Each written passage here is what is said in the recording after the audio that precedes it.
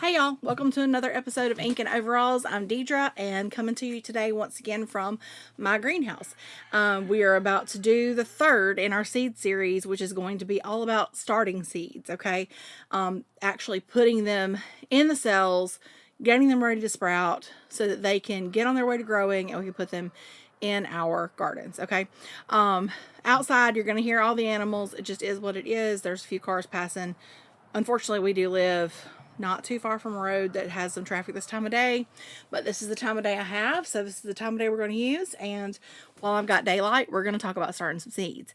So as always, thank you so much for joining us. If you've not yet seen the other two installments in this series, which was all about seed catalogs and then also about like varieties of seeds and different things like that to choose, you can check those out. There's a playlist of all of the Ink and Overall stuff on Wally Media Group under the playlist. And also the audio is up on the website for, if you go to www.inkandoveralls.com, you can go to podcast. And if you just need to listen on the go, you can find an audio version of it there for you to listen to. Okay.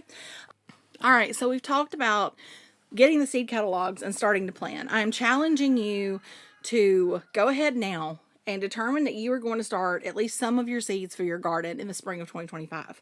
And the reason I'm doing this time of year is because, believe it or not, this is the time of year to start thinking about it.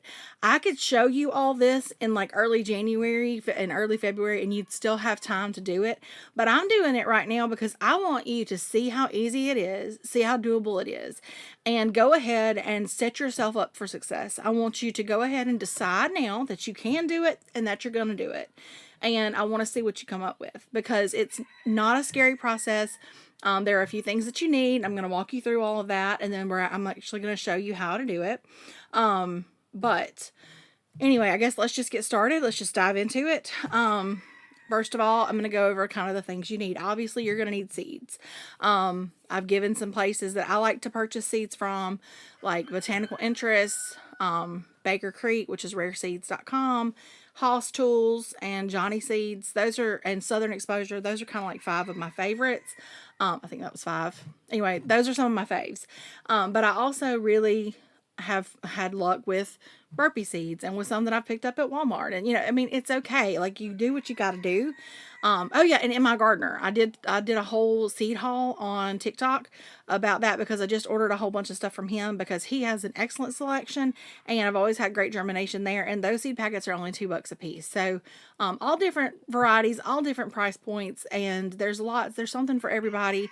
Chances are you can find something you want to try. So, seeds, number one, what you'll need.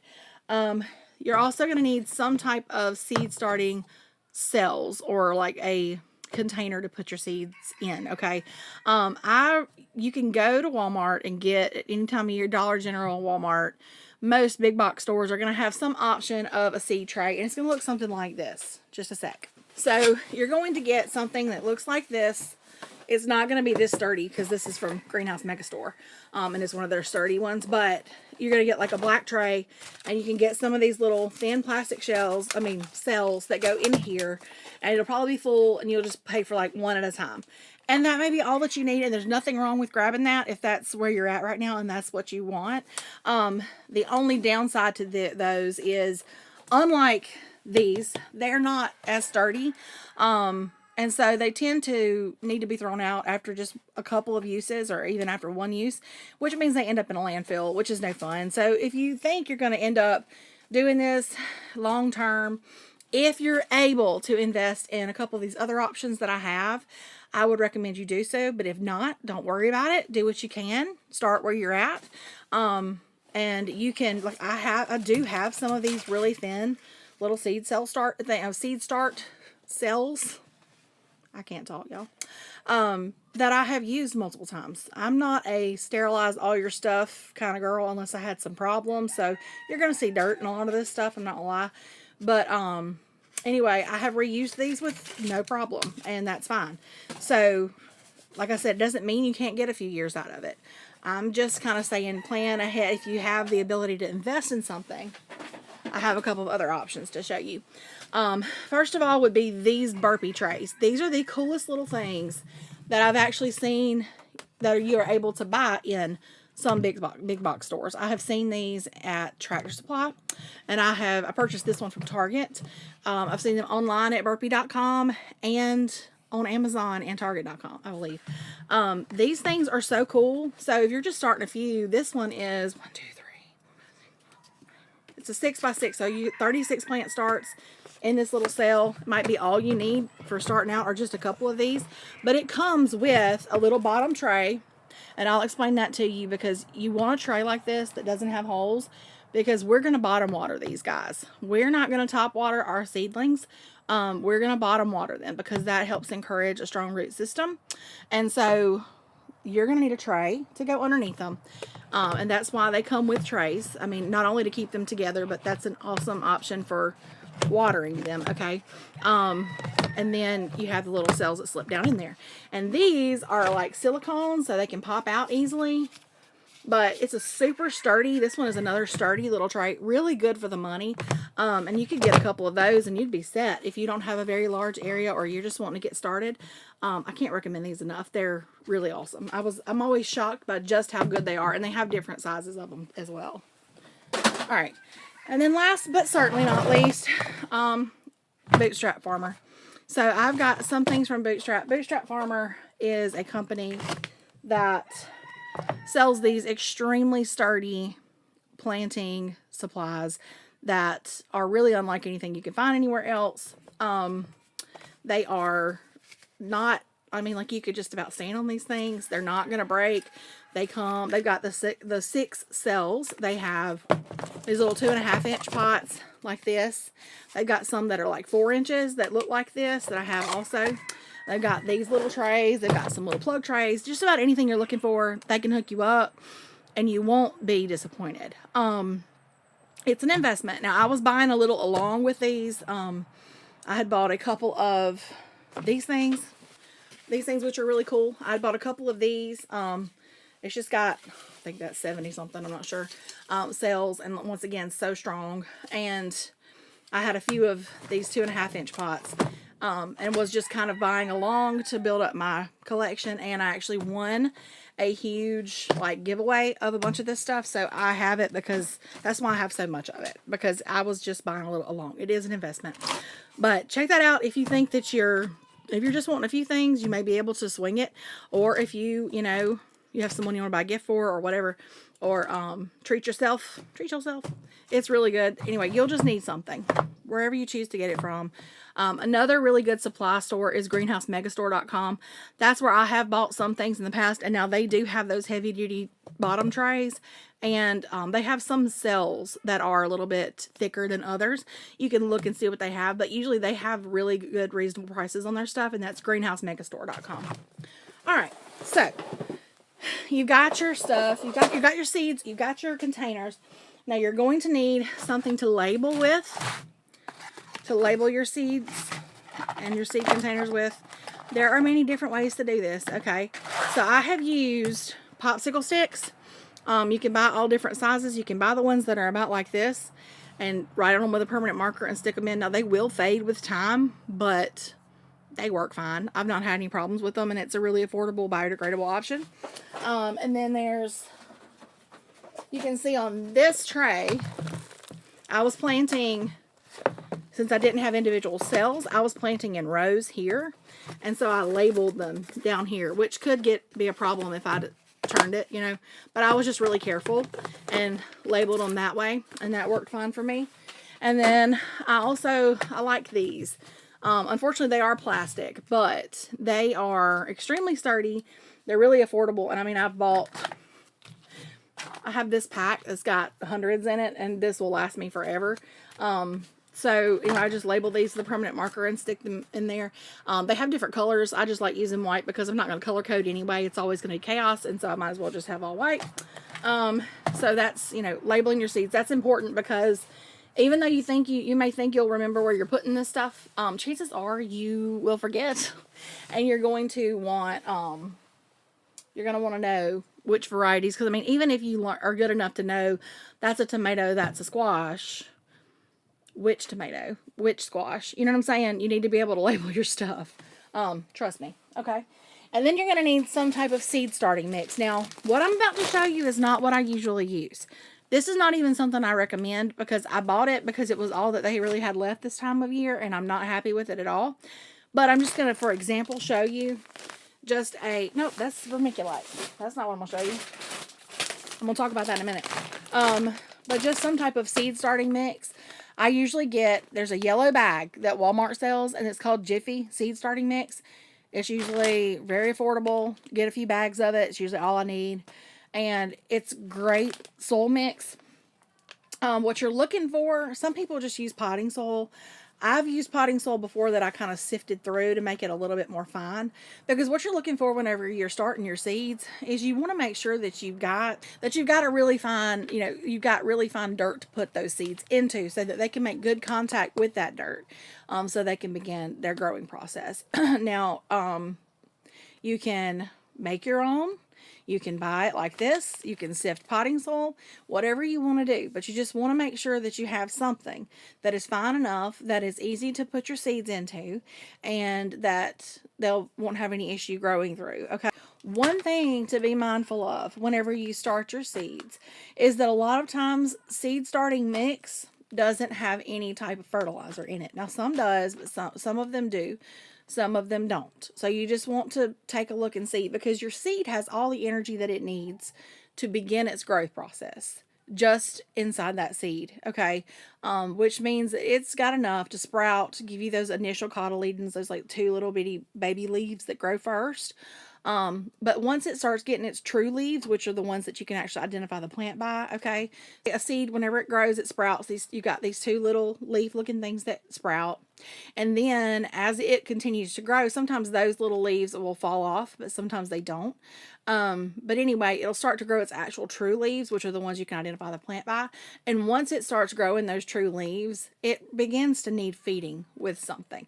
Now you can do that with, what I've done before is just mix a little bit of fish fertilizer in with the water in the bottom of the tray where I'm about to water my plants, because then they can absorb it that way.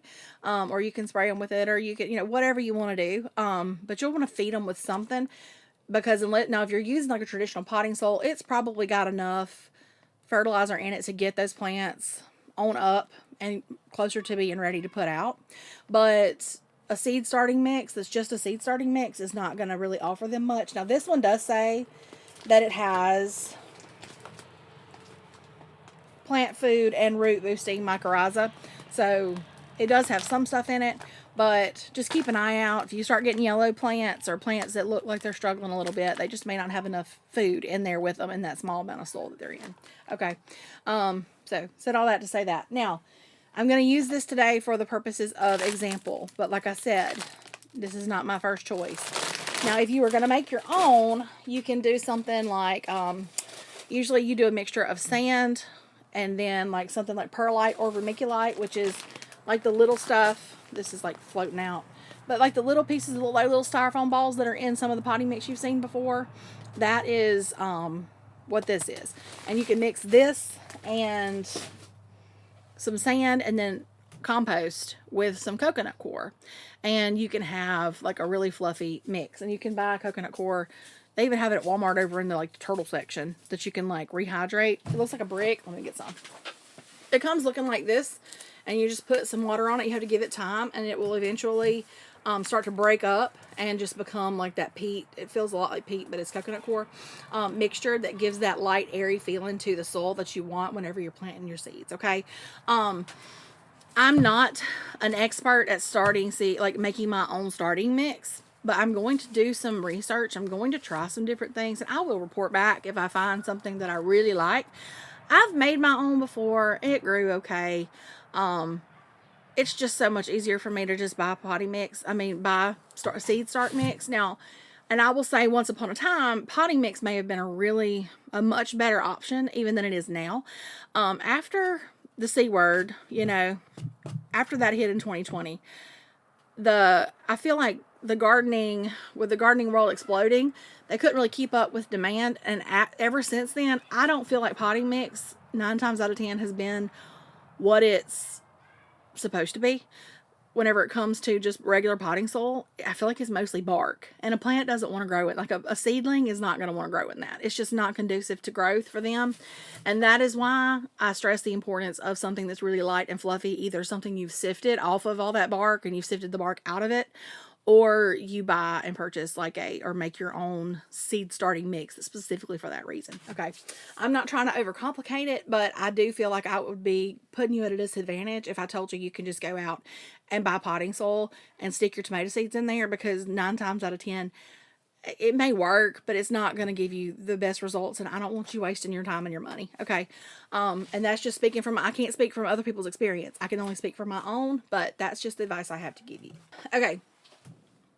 So you got your seed starting mix, you've got your stuff to start it in, you have your seeds, you have your labels. Now, what are you going to do? They need light, right?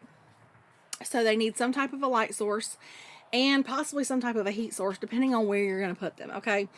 I have started seeds. We have started them in our garage before. We have started them in a hallway before with like a little narrow shelf that we could set up. And then I started my greenhouse now. But if you don't have a greenhouse, that's okay. You don't need one. I'm going to show you a couple of things for a setup, because the thing is, you do need light. Plants do need a lot of light. Now, I know some people who have successfully started seeds like in their house, like on their windowsill without a light setup. And that's fantastic, but I personally don't have that experience, and so I can't really speak from that side of things. If that's something you'd like to do, you of course try it. I mean, the worst that can happen is it doesn't work for you.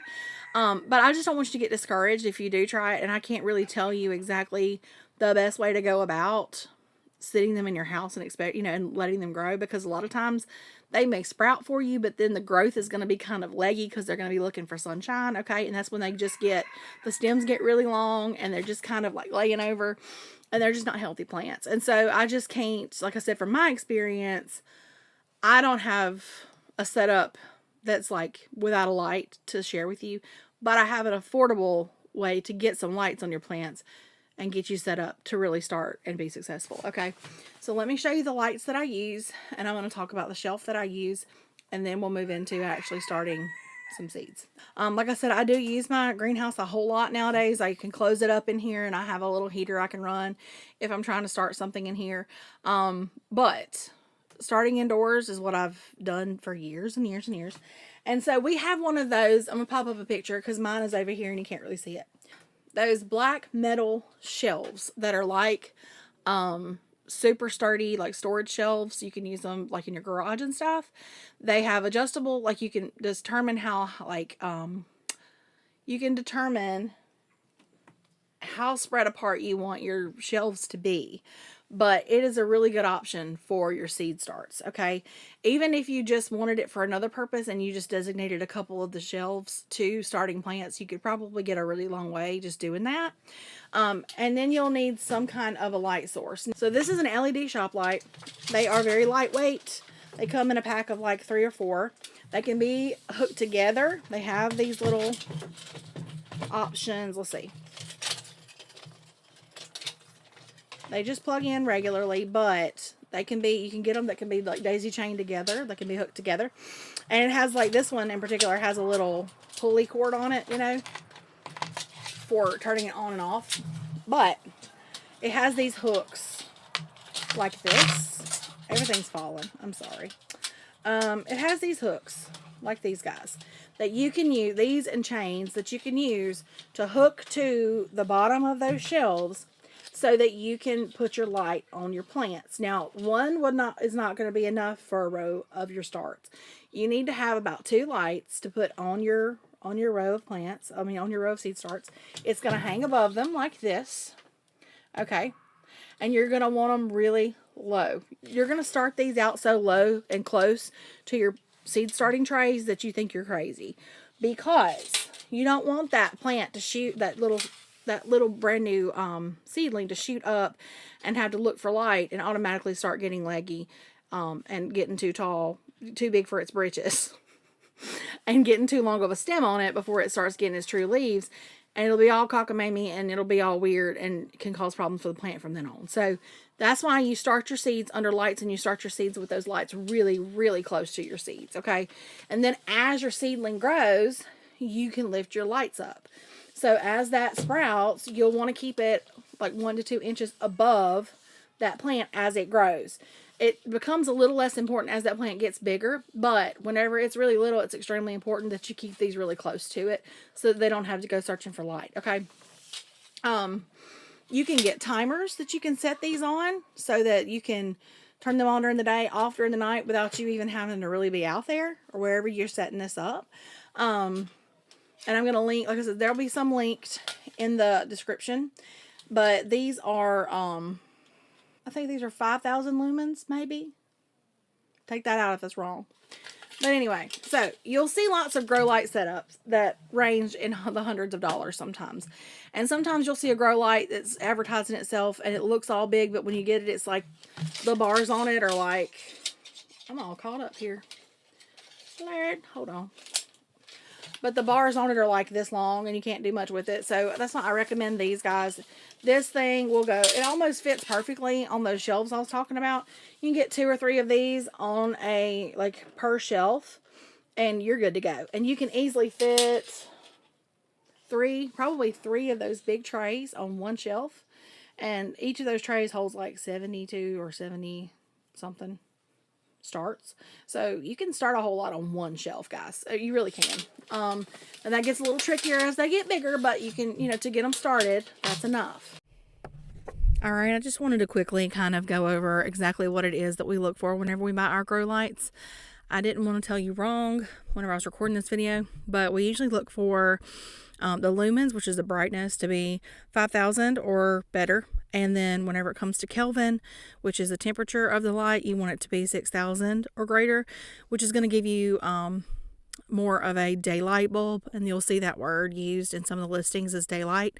And that's what you need for your grow lights. That's what we've always used anyway. And also, don't get all wrapped up in the word grow light. If the light you're looking at meets those requirements, even if it doesn't say grow light, it's still usable for that purpose. It's just not what the intended use is for that light. So don't get like wrapped up in that lingo, because some things are advertised as grow lights and they don't even meet your requirements. So just be careful whenever you look and don't get wrapped up in that. Just keep in mind the requirements for the Kelvin and the lumens and you'll be just fine. All right. And so, yeah, I've actually used those lights in my greenhouse before, depending on the time of year. I don't always get as much sun out here as I would like for my seedlings, and just to be sure that they get plenty and they're not leggy, I do go ahead and start them under lights in here sometimes. So having a light set up is a good thing. And like I said, you don't have to spend as much money as you may think. It will be a bit of an investment when you consider how much money, honestly, you could save by starting your own seed starts. It really could pay for itself, considering if you look at plants, bedding plants, and the amount of money that you can easily spend on that, if you're going to be saving that over many years of gardening, it's a very justifiable purchase. So, and they're just lights. I mean, you can use them for other stuff, but they're really good for, like I said, and they're lightweight. They're easy to just store in a corner whenever you're not using them. It's really not a big deal. So don't panic about that. I know the lighting setup just sounds for some people just like it's going to be this big ordeal, but it doesn't have to be. Okay. All right. So, oh yeah, and a brief word about your plants as they grow. So before we start the seeds and I actually show you what that looks like, let me tell you that as your seeds grow, because they will, because you're going to do this right, you're going to have your seeds, they're going to be growing. Once they get a couple sets of those true leaves on there where you can really start to see the growth, okay, they're going to need a bigger space to grow if you started them in just a cell. Okay, so at this point, you do what's called potting, like potting up, potting on is what like people in the UK say, and that sounds really cute. So you get them started in your cells, and they're okay for a while in there, okay? But after a couple weeks, you know they need more space. And so, because their roots will start growing out of the bottom, and you just know they need to upsize some. So you have a few options, okay? This is where you will use your potting soil, okay? So go ahead and get your potting soil out at this point. It's okay. You can use something like these, These are like 2.5-inch pots. These work really well for like things like zinnias, maybe peppers, not necessarily tomatoes. They're not really big enough, but you can use those. You can use, these bigger ones from, like, this is from Bootstrap. You get them from Greenhouse Supply. Or you can buy, these are from Dollar Tree. They have them every year. And I've used them multiple times. They are the perfect little seed, like, cup to pot up your little seed starts in. There's an option. And then there's one more option that is the goat. Okay, hold on. Red Solo cup. Yes, it's the best. Stack these, look, for real life, y'all. Stack these boogers up. Okay. If you have all the same ones, they stack better, obviously. Get you a stack. Get a little drill bit. This one's like maybe 1/4 inch-ish. Stack them up. Drill a hole. You're done. And you got these guys, which are phenomenal for potting up. Especially like your tomatoes, your peppers. Really anything you need. Red Solo cups, guys. I'm serious. Like, I like all my cute stuff. But these things and these things, nice. Work great. And I'm not just saying that. That's all you need. Even if you wanted to start some seeds and you did not have a cell, like a little cell thing, but you still wanted to start them, and all you had were Solo cups, you can make it work. Now, you would have to use a whole lot of seed starting mix. That's why starting these small cups is better, because you're not wasting a whole lot of soil on a seed that may not germinate. You're kind of, putting just a little bit in there and then waiting for your seeds to show who's going to actually make it. But you could if you wanted to. But don't underestimate these things or these little guys, okay? Totally useful. These things I've been using for years, and they're still completely fine. And especially if you're going to be giving away or selling any starts. Because, like, there's no way I'm giving anything away in these guys. But these, all day long, perfect. Okay. All right. And a quick note about getting ready to put your seeds in the ground, your starts in the ground. Okay. So, number one, how do you know when to do that? Wait until all the threat of your last frost has passed. You can look up your last frost date for your area by putting your zip code in Google and saying last frost date or whatever. See when that is. This is the expected last frost. Wait till that day passes, and then look at your 10-day forecast. Wait until you have a 10-day forecast that looks good, guys. And then you can consider putting your plants in your beds. So just be careful, because these guys, they need to live inside until it's safe for them, because you don't want all that hard work to go to waste and get them planted out too soon because you're eager, and then lose them to frost. Okay, and then hardening off is one other thing you have to consider.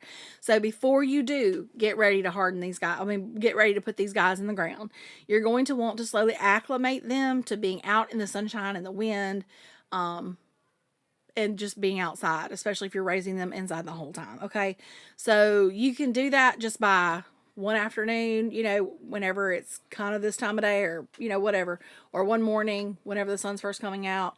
Set your plants out for like an hour or two, and then put them back up. And then do that again the next day. And then maybe the next day leave them out for 4 hours, and then bring them in. And then slowly extend it until they're able to stay out all day. You know what I'm saying? Because that way you can't just put them out, because they'll shock. They won't they'll get sun scald. They'll be like, what is happening to me? Because they've been babied in indoors the whole time. And then you move them outside. Another thing I do is, like, whenever mine are like growing, I'll come in and just rub my hands over them, because any kind of like movement like that, whether it's a fan on them or whatever, while they're growing in their trays, can help them to strengthen and help them get ready for the day that they go outside. But you do want to allot that time and keep that in mind. The nights will probably still be pretty cold, but during the day, before you're putting those out in the garden, you can go ahead and start putting them outside, like in the trays, like putting them out and letting them get used to that sunshine. Okay. Now let's do the fun stuff. Let's start some seeds. So, what I've got this big guy here, this bin. I use this all the time for this purpose, okay? I'm going to have to stand up, and you're probably going to, like, see part of my head and part of it not. I'll try to lean down and show you what I'm doing. But anyway, this has got some old potting mix in it because it dried in here and I can't get it out. But anyway, I can still show you what I'm doing. So, I'll tell you what. This is what I usually use whenever I'm doing lots. I use this big bin, and I'll put my soil in here because we're going to wet it down. You always want to wet it before you put your seeds in it because you want it to absorb moisture and just already be a moist environment whenever you put your seed in there. And you also want it, because a lot of this, it takes a lot sometimes to really soak through this seed starting mix and get it to where it'll absorb water. And so if you don't start off with it wet, it may repel water forever and not really do well for your seeds. So you want to always start with a damp potting mix, and I'm going to show you what consistency that needs to be, but basically kind of like a wet sponge that's been wrung out. Okay, let me get a smaller tray for the purposes of this video. So just put what you need in here. Like I said, this is not my favorite stuff, so I'm not going to even show you really as an example what the texture is because I don't want it. It needs to be fluffy. And in case y'all are wondering why I have random feed sacks behind me, these pink bags back here, because that's full of ash that we burned off. Like, we burned some wood a while back, and my son scooped up all the ash and brought it in here because I use it for amending my garden. Okay, so I'm literally just doing like one little 6-pack cell tray thing, so this will be plenty. So you just you want to get your mix in here, and if there's any clumps, you want to break it up. Okay, and then just add some water. You want to add a little at a time because, like I said, you don't want it soaking wet, but you want it to soak up all this water.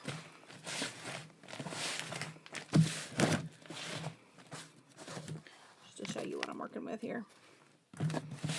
So I'm just getting it, just working it with my hands until I feel like it's damp enough. And it's damp enough when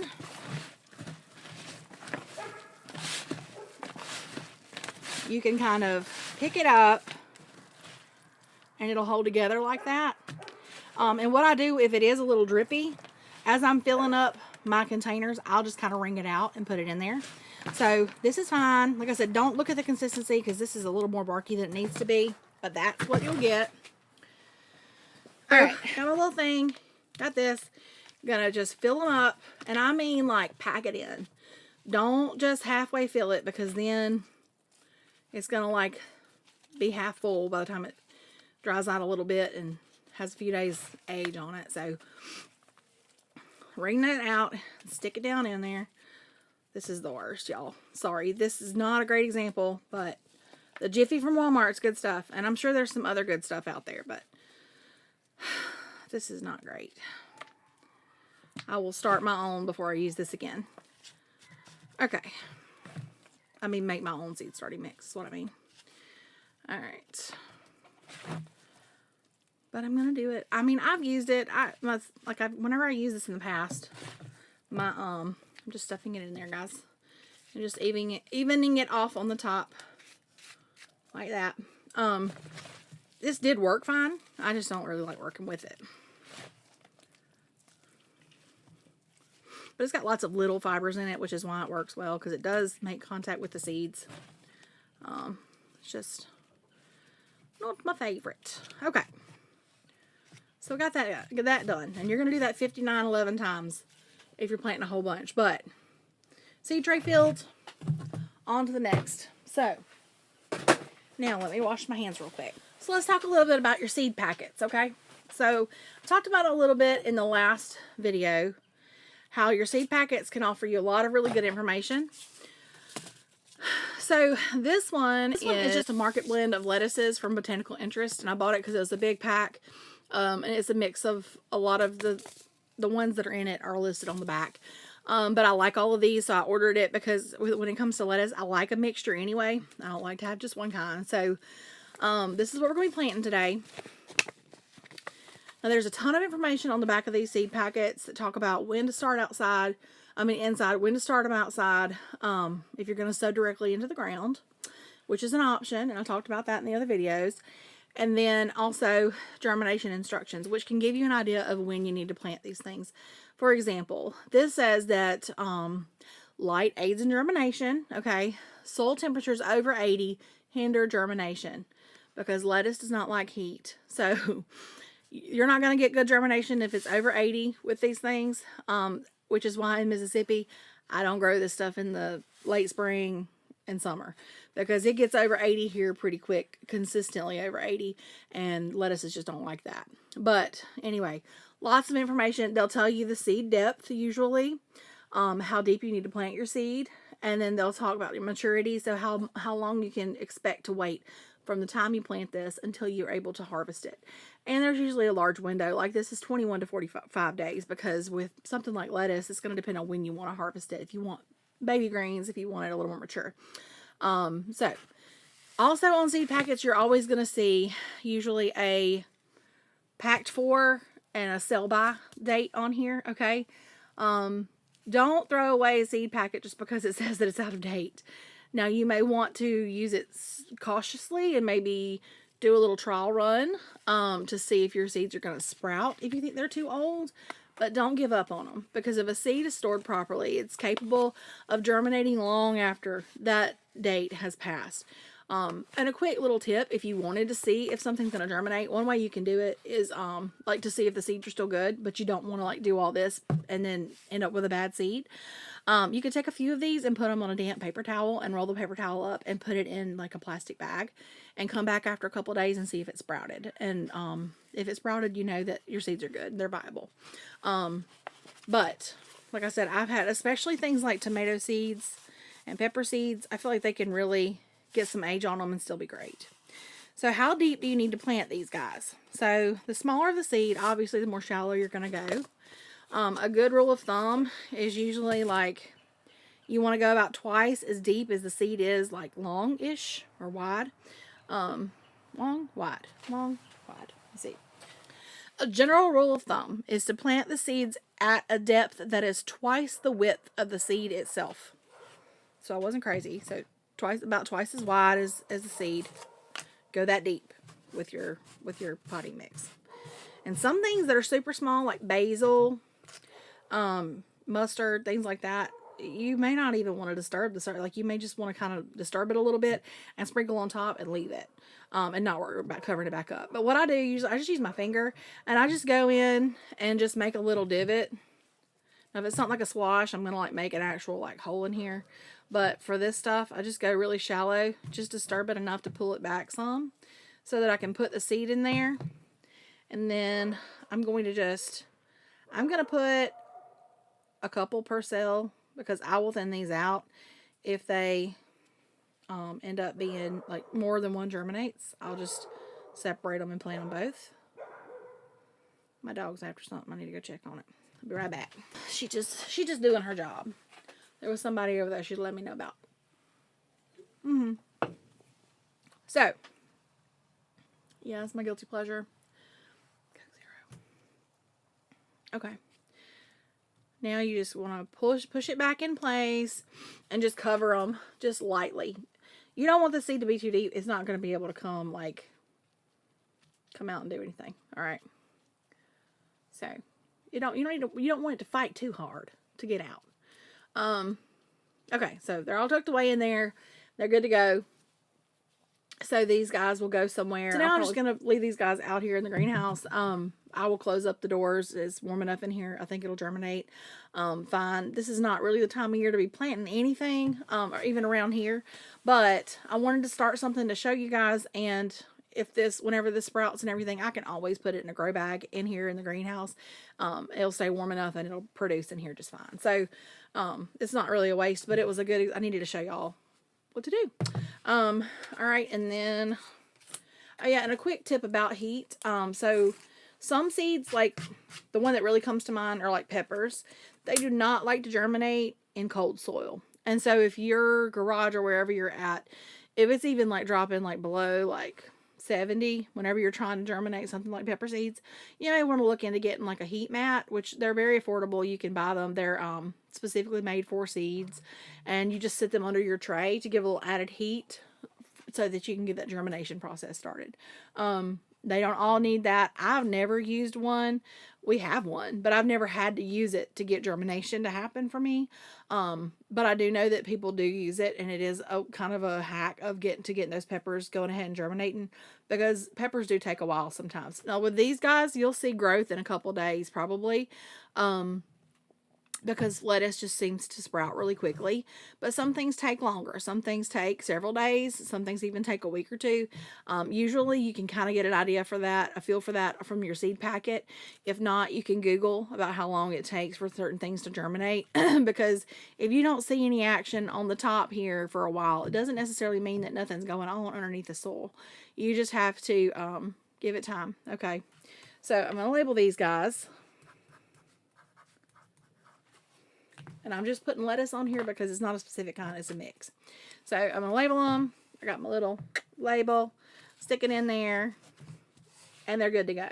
Now, whenever I get ready to water these, now some people like to spray the top with like a bottle, like a spray bottle, the first few days until they start to see germination, just to kind of make sure that stays moist on top. I've done that. I do that every now and then. But what I mostly do is if I feel that it starts getting dry, I just go ahead and water it. And so I'll just put it in my tray, or I've even used like an old, like, I don't know, whatever you've got on hand, like a shallow bucket or something. I don't know.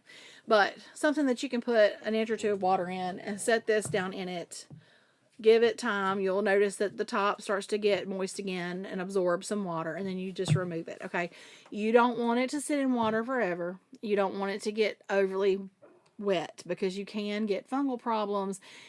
Your seed can get too wet to germinate. It basically just kind of can rot in the soil. So you just want to be careful with that. But you just want to be careful not to let them get too wet and not to let them get too dry. And that's really just a trial and error thing. But just beware, if you can stick your finger down in there, kind of past your fingertip, and it's dry, then it probably needs some moisture. But like I said, don't overwater, because that can be just as bad as letting it get too dry. So just kind of those first few days, it really probably the next 24 hours won't need any extra water. Probably the next 48. After that, I may come and like spray the top, or I may put it down in a little bit of water to let it absorb. But for the most part, that's why we start off with that good wet soil, because it holds that water really well. And so the moisture is not going to become like a problem, as far as it's not going to hold on to it too long and keep it too moist, and it's not going to let the moisture go right through and not penetrate through the soil. So it's like a happy medium, and that's why it's important to have a good starting mix to begin with. Okay. So I think that's about it. I'll probably think of 1,000 other things I should have said.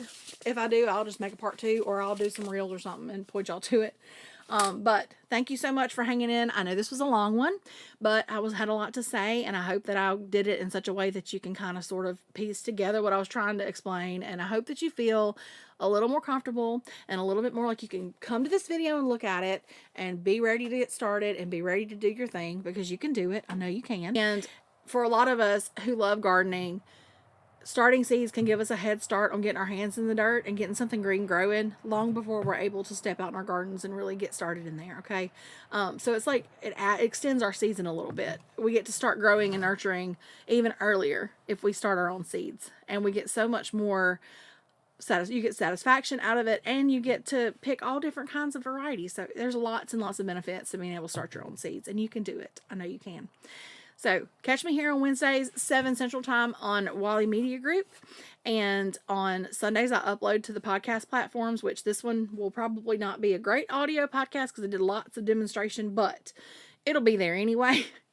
And you can go to www.inkandoveralls.com. You can link to the podcast there, merch, my shop where I sell things I make around here, learn more about my family, and sign up for our newsletter.